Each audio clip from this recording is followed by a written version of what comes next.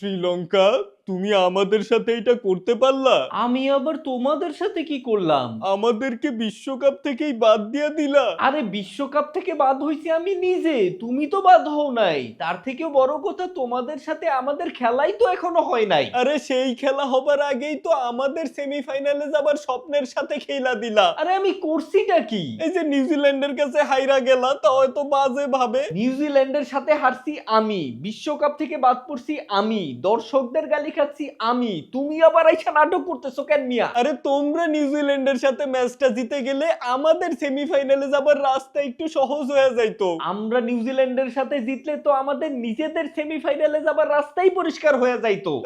তোমাদের শেষ ম্যাচ যে আমাদের সাথে ভুইলা গেছো। শেষ ম্যাচ তোমাদের সাথে দেখেই তো বলতেছি আমাদের সেমিফাইনালে যাবার রাস্তা পরিষ্কার হয়ে যাইতো।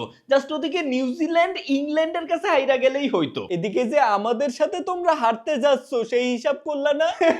টাইনা টুইনা এই অবধি আসা দল সে নাকি এখন আমাদেরকে হারায় দিবে। ভুইলা যাও না, পয়েন্ট টেবিলে এখনো আমরা তোমাদের থেকে আগায়া। আরে পয়েন্ট টেবিলের কথা কারে বলি, তোমরা তো বিশ্বকাপ থেকেই বিদায় নিছো। ওটা তো বৃষ্টির জন্য তোমরা বাইচা গেছো, নয়তো সুপার 8 থেকে বিদায় নেওয়া প্রথম দল আমার পরিবর্তে তুমিই হইতা। তাই না?